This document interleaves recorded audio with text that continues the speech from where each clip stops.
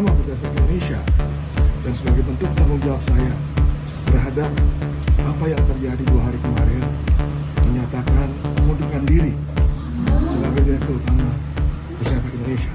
Saya sebagai Direktur Utama Bursa Efek Indonesia menyatakan mengundurkan diri.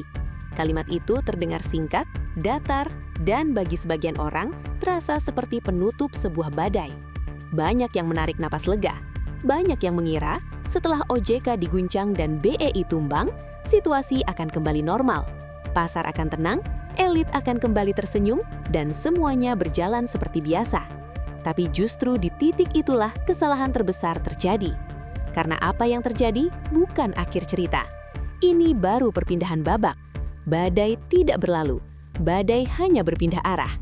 Hari ini, kemarahan itu tidak diarahkan ke regulator, bukan ke pasar modal, bukan ke simbol-simbol yang mudah terlihat.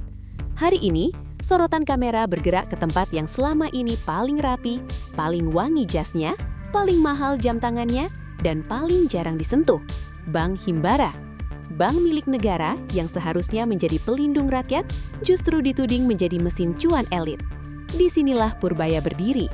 Bukan dengan teriakan, bukan dengan drama, tapi dengan data, logika, dan kemarahan yang dingin.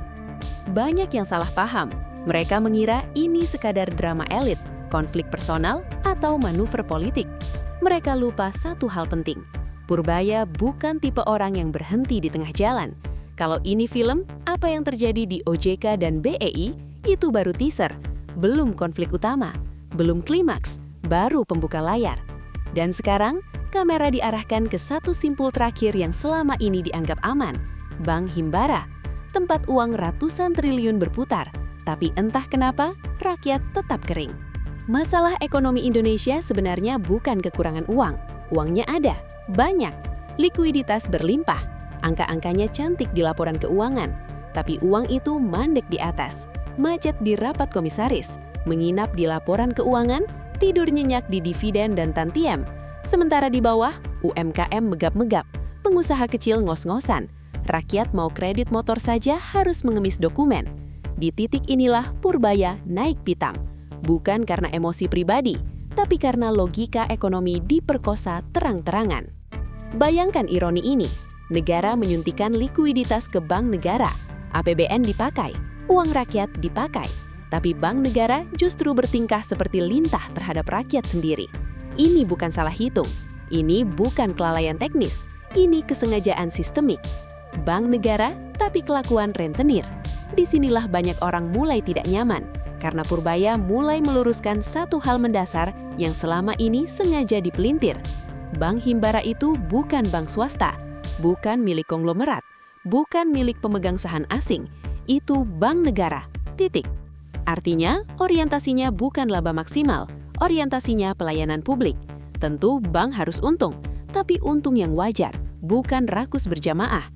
Masalahnya selama ini, Bank Himbara dipaksa berlagak menjadi mesin cuan, bukan alat negara. Bunganya tinggi, prosedurnya ribet, risikonya dilempar ke rakyat kecil. Ironisnya, leasing swasta justru dimanjakan. Kredit motor di bank negara sulit, di leasing cukup KTP dan tanda tangan. Bunganya mencekik, tapi rakyat tidak punya pilihan. Jangan naif, ini bukan kebetulan. Regulasi yang ribet itu bukan kesalahan, itu pesanan. Purbaya melihat satu pola yang sama berulang-ulang, pola yang juga dia temukan di sektor lain. Regulasi dibuat rumit bukan karena bodoh, tapi karena dipesan. Bank Himbara dijauhkan dari kredit konsumtif rakyat dengan alasan kehati-hatian. Padahal efeknya satu, pasar dikosongkan. Dan ketika pasar kosong, leasing masuk dengan karpet merah. Leasing siapa? Ya itu lagi, kelompok lama, oligarki lama. Ketika rakyat tercekik bunga leasing, yang disalahkan justru literasi keuangan. Seolah-olah masalahnya ada di rakyat. Padahal yang rendah itu bukan literasi, tapi niat melayani. Di titik ini, Purbaya murka sungguhan. Dia bukan orang baru di ekonomi. Dia tahu teori, dia tahu data, dia tahu permainan. Maka ketika dia bicara soal suku bunga mendekati nol, itu bukan ngelantur. Itu tamparan langsung ke jantung sistem lama. Karena kalau bunga Bank Himbara turun drastis, leasing mati pelan-pelan, pinjol menciut, kredit murah banjir, UMKM hidup, ekonomi bergerak. Dan yang paling penting, peran calo kekuasaan hilang. Itulah sebabnya perlawanan muncul dari dalam, bukan dari luar, dari orang-orang yang selama ini nyaman duduk di kursi empuk. Komisaris panik, direksi gelisah. Begitu OJK dan BEI goyah, satu pesan langsung sampai kemana-mana. Ini bukan reshuffle biasa, ini pembersihan. Dan orang-orang di Bank Himbara tahu persis mereka ada di radar berikutnya. Kenapa Bank Himbara menjadi simpul terakhir? Karena BI sudah disentuh, OJK digoyang. Kalau Bank Himbara tidak dibenahi, semua kebijakan moneter hanya jadi pajangan PowerPoint. Purbaya paham itu, Prabowo juga paham. Di titik inilah kepanikan dimulai, bukan karena mereka tidak mampu, tapi karena terlalu nyaman dan tidak melayani. Ini bukan dendam, ini koreksi sejarah ekonomi. Sejak reformasi, Bank Himbara pelan-pelan dibelokkan. Dari alat negara menjadi sapi perah elit. Dari pelayan rakyat menjadi penjaga status quo. Dan sekarang, arah itu ingin diputar balik. Wajar kalau ada yang melawan, ada yang berbisik di belakang. Tapi mesin sudah hidup, dan Purbaya sudah terlanjur murka. Dosa lama mulai dibuka. Bunga tinggi, kredit seret, rakyat dikeringkan. Kalau Bank Himbara bisa bicara, mungkin dia akan batuk-batuk dulu sebelum menjawab. Karena dosanya bukan baru kemarin sore, ini dosa yang dirawat, dipelihara, bahkan dirayakan. Purbaya datang bukan untuk mendengar alasan, dia datang membawa cermin, dan yang terpantul di sana adalah wajah asli perbankan negara yang lupa diri. Masalahnya bukan uang, masalahnya orang. Komisaris titipan, direksi titipan. Di Indonesia, istilah itu bukan gosip, itu pengetahuan umum. Titipan partai, titipan relawan, titipan balas jasa. Selama ini dianggap wajar, tapi yang dititipi ini bukan BUMN dekoratif. Ini jantung keuangan rakyat. Dan ketika orang yang salah duduk di kursi yang terlalu penting, uang ratusan triliun tidak akan pernah sampai ke rakyat. Purbaya pernah menatap laporan kredit Bank Himbara, lalu mengangkat kepala dan berkata pelan, "Uang ada, tapi kalian tahan." Tidak ada yang berani menjawab, karena jawabannya berbahaya. Menahan kredit lebih aman untuk kursi mereka. Resiko kecil, margin terjaga, bonus aman, tapi ekonomi rakyat nomor sekian. Di titik ini, Purbaya tidak lagi bicara kebijakan. Dia bicara pengkhianatan mandat negara. Perlawanan datang, lewat bisik-bisik ke istana, lewat narasi stabilitas pasar, lewat ancaman kepanikan. Pola lama. Bedanya sekarang, dia tidak mundur.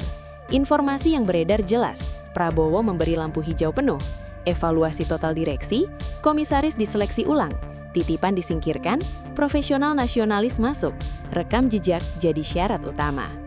Kenapa harus sekarang? Karena kalau tidak, krisis sosial yang datang. Uang tidak beredar, usaha mati, pengangguran naik, kemiskinan melebar, stabilitas runtuh. Ini bukan ancaman, ini hukum ekonomi.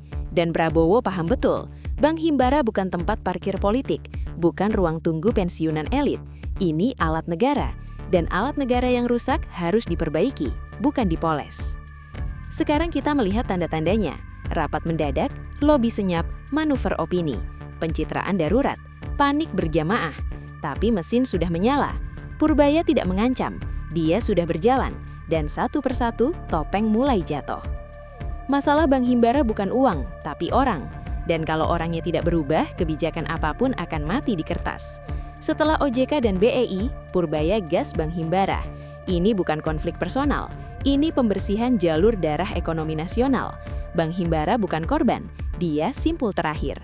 Urutannya jelas, BI, OJK, BEI, Bank Himbara. Semua bermuara ke satu masalah besar. Uang negara tidak turun ke rakyat, bukan karena tidak ada, tapi karena ditahan. Dan bagi Purbaya, menahan uang negara dari rakyat bukan sekadar salah kebijakan, itu pengkhianatan ekonomi nasional. Target akhirnya sederhana dan brutal. Bunga turun, kredit murah mengalir, leasing dan rente mati pelan-pelan. Rakyat bernafas. Kalau ini tercapai, banyak kursi empuk tidak akan selamat. Dan itulah sebabnya perlawanan keras. Ini bukan soal figur, ini soal arah ekonomi Indonesia. Uang terus muter di elit atau akhirnya turun ke bawah. Dan sekarang, arahnya sedang dipaksa belok, dengan keras, dengan resiko, tanpa basa-basi.